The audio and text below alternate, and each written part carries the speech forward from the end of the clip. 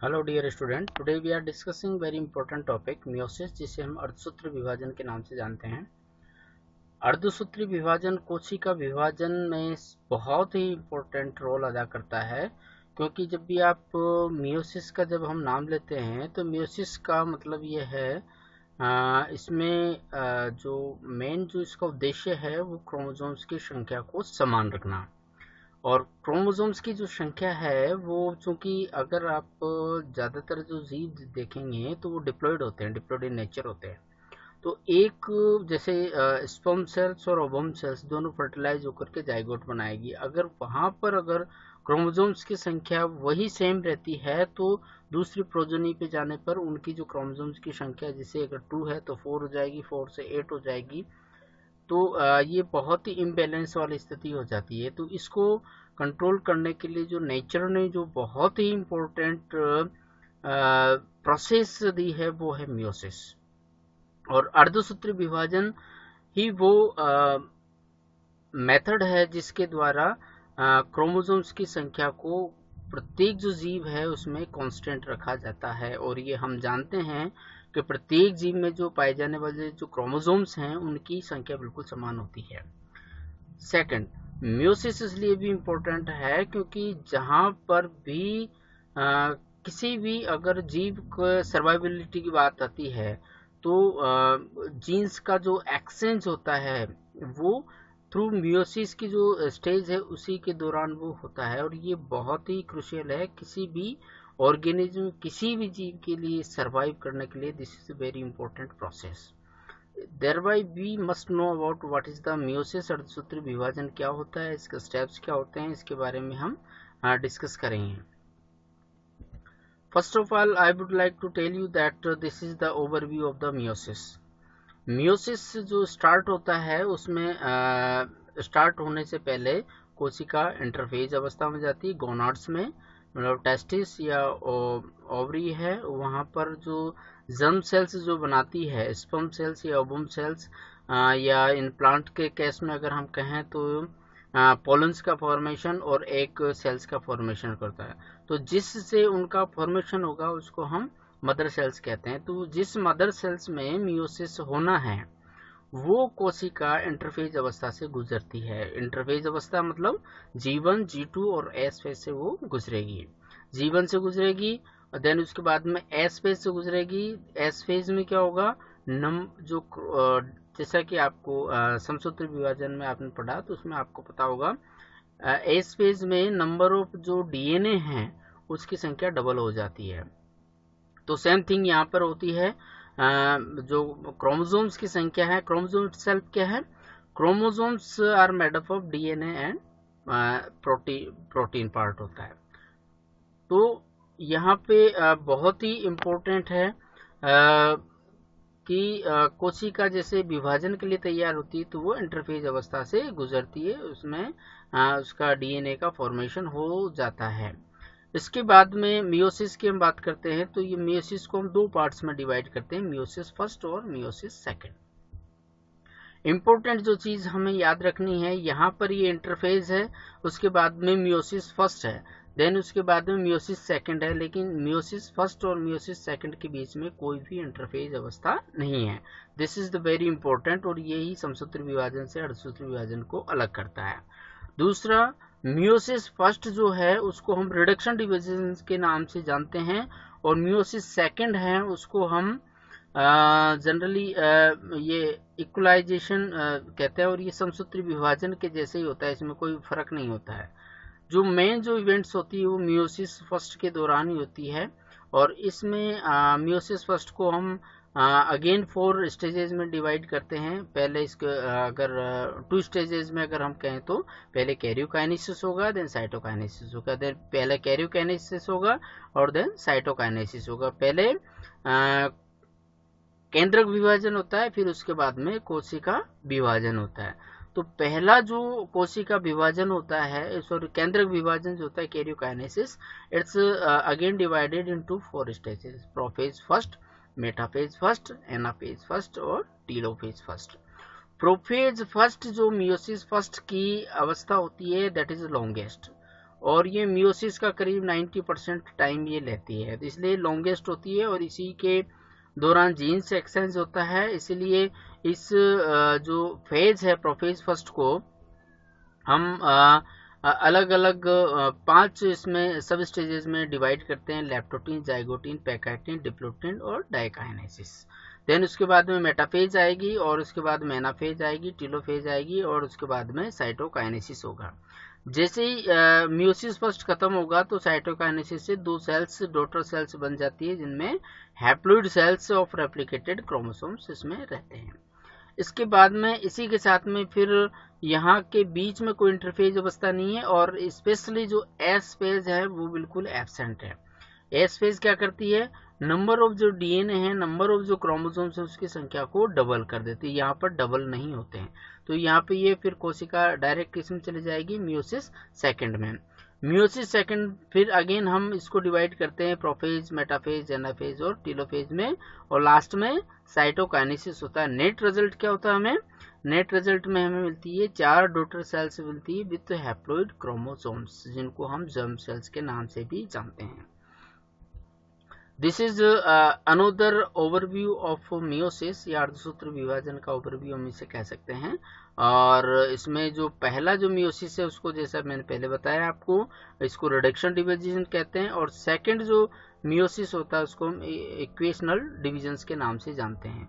Prophase first में जैसे समसूत्री विभाजन में होता है वैसे इसमें प्रोफेज फर्स्ट में क्रोमोसोम्स का कंडेंसेशन होता है और उसके बाद में उसमें जीन का एक्सचेंज होगा, और उसके बाद में प्रोफेज फर्स्ट के बाद में सेकंड जो स्टेज है वो मेटाफेज फर्स्ट है, और उसके बाद में थर्ड जो एनाफेज फर्स्ट है, और उसके बाद में टीलोफेज और साइटोकाइनेसिस से 2 सेल्स का फॉर्मेशन हो चुका है। यहाँ फ्लूइड सेल्स यहाँ पे बन चुकी है, लेकिन इसके बाद में ये क्रोमोसोम्स आगे जाकर के इसमें सेपरेट होंगे और 1 सेट ऑफ क्रोमोसोम्स लास्ट में रह जाता है। तो कुल मिलाकर के जो नेट रिजल्ट जो होता है कोशिका 2n से n में कन्वर्ट हो जाएगी, और मियोसिस के लास्ट में 1 सेल से 4 कोशिकाओं का निर्माण होता है। ये अर्धसूत्री विभाजन का मेन या ओवरव्यू है, या हम कह सकते हैं कि इसकी जनरल स्ट्रक्चर है। इसके बाद में हम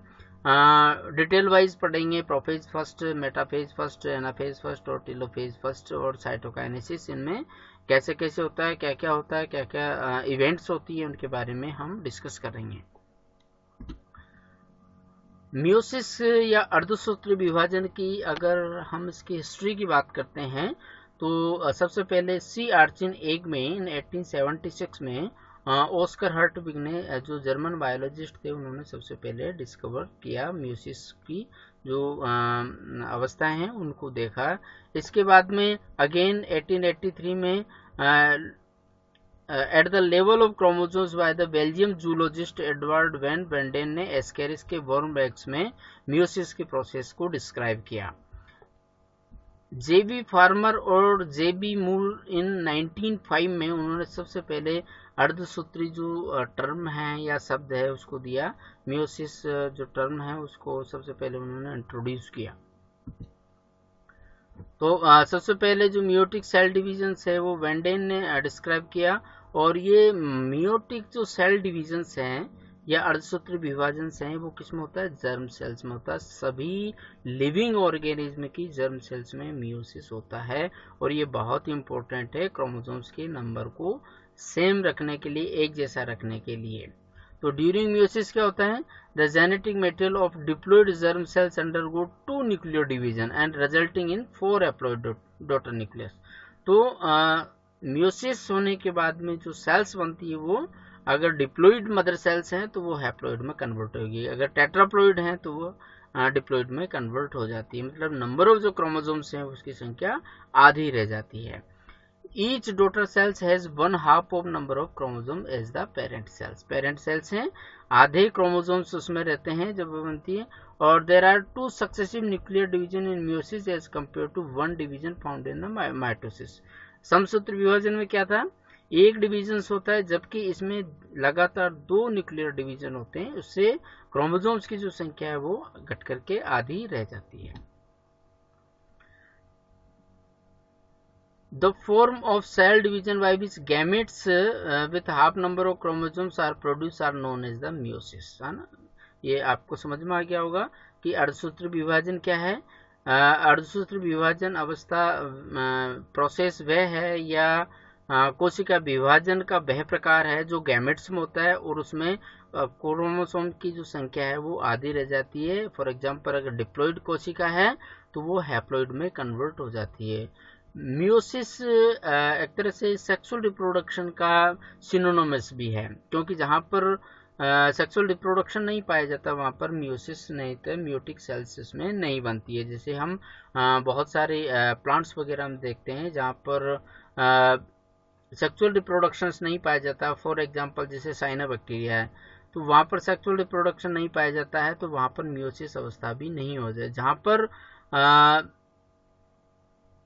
अर्धसूत्री विभाजन सेक्सुअल रिप्रोडक्शन होता है वहीं पर ये अभी सेक्सुअल रिप्रोडक्शन आइसोगेमस हो सकता है, एनाइसोगेमस हो सकता है या ऊगेमस प्रकार का हो सकता है।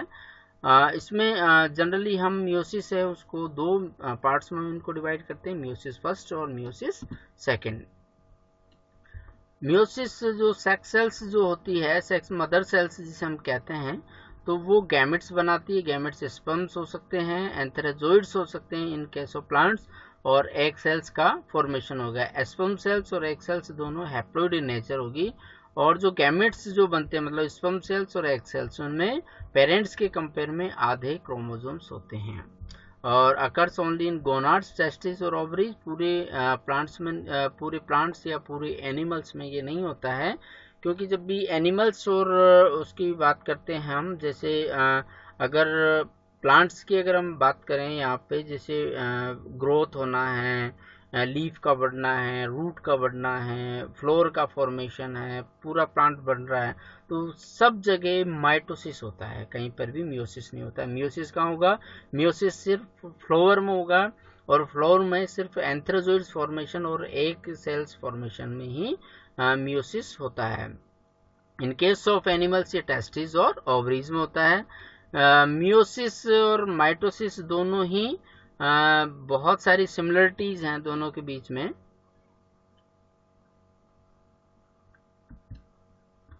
जैसे ये स्पर्मेटोजेनेसिस का एक डायग्राम है, किस तरह से एक ह्यूमन सेल्स में गैमेट्स बनते हैं, और एक डिप्लॉइड सेल से मियोसिस फर्स्ट और मियोसिस सेकंड के बाद में 4 सेल्स उसमें बनती है, 4 एग सेल्स हैं, और ये सारे कैसे हैं? हैप्लॉइड इन नेचर हैं। यहाँ पर 46 नंबर ऑफ क्रोमोसोम्स हैं, यहाँ पर 23 क्रोमोसोम्स हैं, मतलब क्रोमोसोम्स वही है, ये हमें ध्यान रखना है। यहाँ पर क्या है, 2n में क्या 2 सेट्स ऑफ क्रोमोसोम्स होते हैं, n में क्या होता है 1 सेट्स ऑफ क्रोमोसोम्स होते हैं। मतलब यहाँ क्रोमोसोम्स की संख्या आधी रह गई है, लेकिन ऐसा नहीं है कि क्रोमोसोम्स कम हो गए। क्रोमोसोम्स कम नहीं हुए। क्रोमोसोम्स की जो 2 कॉपी थी मदर सेल्स में जनरली जो होती है, जैसे ह्यूमंस में अगर कहीं से भी हम सेल्स लेंगे तो उसमें 2 कॉपी होती है, लेकिन अगर स्पर्म सेल्स लेंगे या ओवम सेल्स लेंगे तो वहां पर हमें क्रोमोसोम्स की 1 कॉपी हमें मिलती है। तो यहाँ पर जो क्रोमोसोम्स हैं उसकी संख्या आधी है, क्रोमोसोम्स कम नहीं है, ये आपको रिमेम्बर रखना है। ये जैसे माउस के टेस्टिस की ड्यूरिंग द मियोसिस जब होता है वहाँ की कुछ डायग्राम्स है, ओरिजिनल डायग्राम्स हैं। ये पेरेंट सेल्स हैं। इस पेरेंट सेल्स में क्या होगा, मियोसिस होता है, तो मियोसिस के फर्स्ट डिवीजन होगा, ये डिफरेंट स्टेजेस से गुजरेगा, देन ये मियोसिस सेकंड होता है, और लास्ट में 4 हैप्लॉइड कोशिकाएं हमें मिलती है, 4 गैमेट्स हमें मिलते हैं इसमें। तो मियोसिस फर्स्ट में क्या है, मियोसिस फर्स्ट में 4 अवस्थाएं होती है। कौन कौन सी होती है? Prophase first, metaphase first, anaphase first, telophase first, और उसके बाद में साइटोकाइनेसिस होता है।